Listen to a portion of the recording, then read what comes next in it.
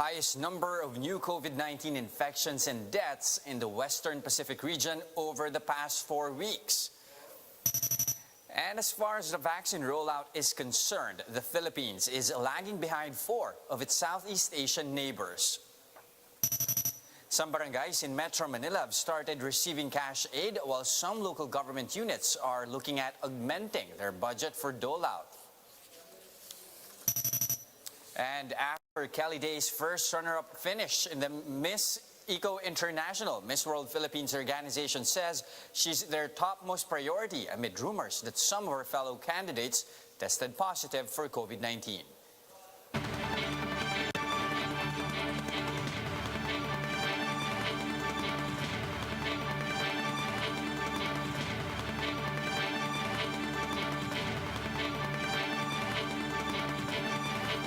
Focused and fearless. Here's everything you need to know as you jumpstart your day. I'm Jess De Los Santos. The Philippines has recorded the highest number of new COVID-19 cases and deaths in the Western Pacific region in the past 4 weeks. That's according to the latest weekly epidemiology report from the World Health Organization. The region reported over 106,000 new cases and 500 new deaths last month. Majority of the new cases were recorded in the Philippines, while more than half of the new deaths also came from our country. Japan and Malaysia followed suit with about 16,000 and almost 9,000 new cases respectively. Some healthcare professionals are now calling for another extension of the ECQ in the NCR Plus bubble. They say the country's healthcare system is on the brink of collapse. Here's the rest of the story. Attending to a patient inside a car, limited resources, and no more available facilities. These are just some of what Dr. Jamie Isabel Amposta and other health workers have to endure as COVID-19 patients continue to overwhelm hospitals. Amposta bears how tormenting it is to turn away patients due to limited resources. Honestly, I actually come to work na mas marami pa akong kinakailangan pauwiin kaysa sa magagamot because my hands are tied too eh. This is just one of many cases where doctors have been forced to treat patients in unusual circumstances. Many hospitals, both private and public, have already announced full capacity in terms of COVID-19 beds. Dr. Maricar Limpin of the Philippine College of Physicians says a third week of strict lockdown is needed to prevent a possible collapse of the country's healthcare system. Limpin explains that the positive effects of the ECQ have yet to be felt. I think makikita natin ang bali second week, no? We're on the second week. Makikita pa natin ang result nito after 2-3 weeks. No? Yeah. So, but I think we might need to have another week. At least one more week. Yeah. At least one more week. Yes, at least one more week. Para medyo kasi malaking bagay yung nare-restrict ang mobility ng mga tao. Health Undersecretary Leopoldo Vega says they are hoping to implement Oplan Kalinga, where COVID-19 patients with mild and asymptomatic infections will be transferred to temporary isolation centers in nearby provinces. In fact, yung Manila Times Subic na doon, sa Subic, convert na ho namin yan into isolation center and gamitin din namin yung hospital doon, mga 250 beds yun. Meron din kami nagbubuksan ng mga sa New Clark City ng mga isolation center kasi kailangan namin magkaroon ng decongestion sa kadamihan sa mga private and public hospitals. For his part, Dr. Jaime Almora of the Philippine Hospital Association is urging the Food and Drug Administration to make rapid antigen test kits commercially available, at least in COVID hotspots. Only for the purpose of surveillance, pwede pa rin yung RT-PCR at confirmatory, pero yung tagal kasi, napakatagal na panahon na nag-rely tayo sa RT-PCR, nandiyan naman yung rapid antigen test. At yung delay habang inaantay yung resulta ng RT-PCR ang bibigay sa atin ng malaking problema. Dahil yung mga positive cases dahil nakakakawa ng iba habang inaantay yung mga resulta. Dr. Limpin, meanwhile, is asking those experiencing flu-like symptoms to go to community health facilities first instead of directly going to hospitals. kayong, kunyari, nilagnat kayo ng konti o kaya parang ang feeling ninyo, meron kayong parang flu-like symptoms, kailangan magpunta na ho tayo doon sa community health facilities natin. Not immediately to the hospital.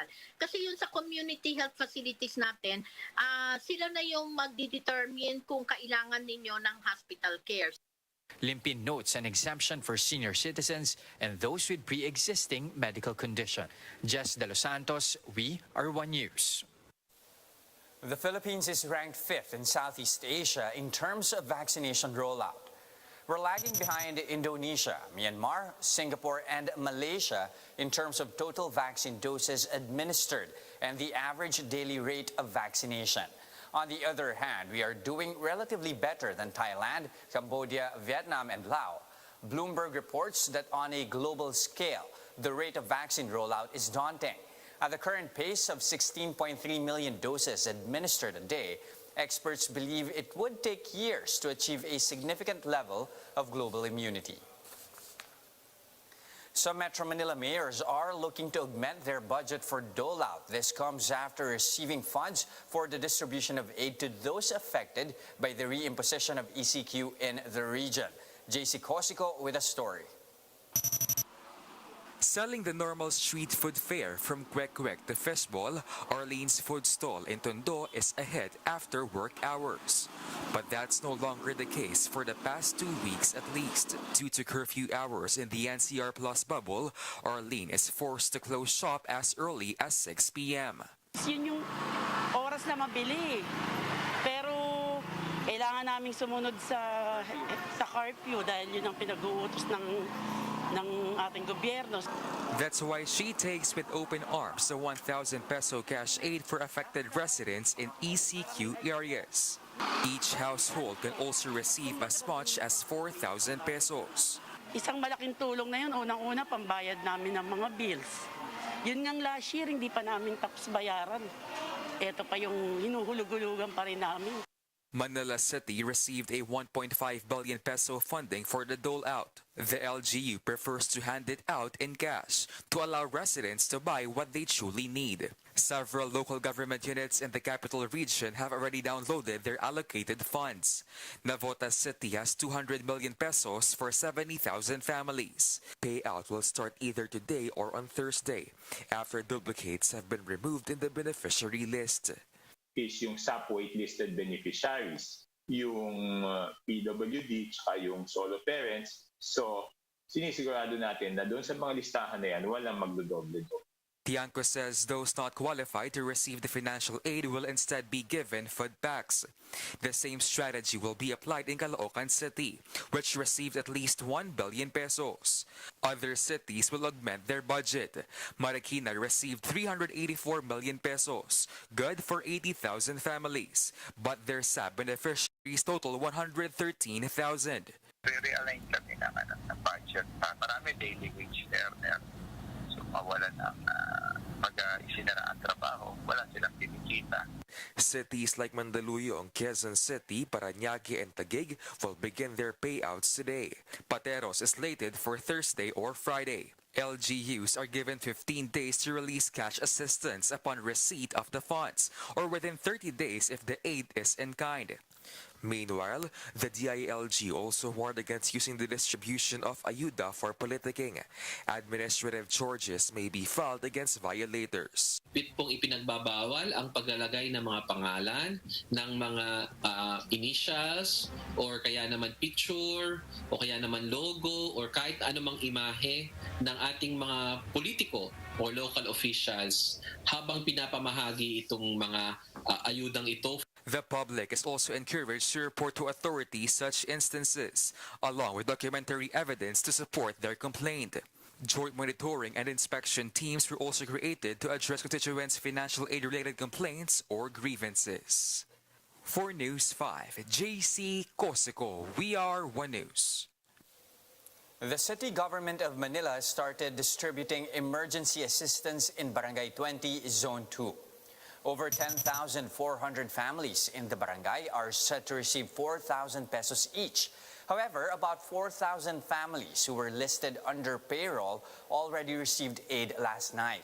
LGU officials prioritized senior citizens, PWDs, and pregnant women during the distribution, while 30 police officers were also deployed in the area to ensure that proper health protocols were followed during the activity. Marami po babayaran nun. May sakit po asawa ko eh. Hindi ko po gano'n. Mas maganda po puwira kasi kung anong gusto po, mabibili po. At kung gusto rin bumili ng pagkain, pwede po. Hahatiin. Mga sistema nila maganda. Saglit lang, mga 5 minuto lang siguro, sir. Papasalamat kami sa gobyerno. Sapat na yun, sir, sapat na. Kahit sa ano? Pangaraw-araw, sir, pangaraw-araw.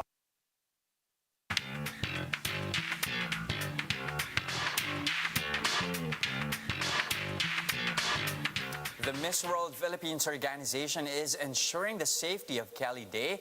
That's amid rumors of a COVID-19 outbreak among delegates of Miss Eco International. In a statement, WPM National Director Arnold Vigafria said that ensuring the health and safety of the Filipina delegate remains their top priority. The organization is coordinating closely with Miss Eco International as they await the results of routinary medical testing procedures. Recall that Kelly Day arrived in Egypt last March 19 to compete at the Miss Eco International 2020. She won first runner-up during the coronation night on Sunday, second only to Miss Eco South Africa, Giselle Mandy Uys. And that's how the day is shaping up to be. Join us later at 10 a.m. as we monitor the day's biggest stories from sunrise to sundown. You can also catch One News on Signal Play. Register for a free account now at www.signalplay.com and stream One News live anytime, anywhere. I'm Jess De Los Santos. Mask on, wash hands, and stay safe, Philippines. We are One News.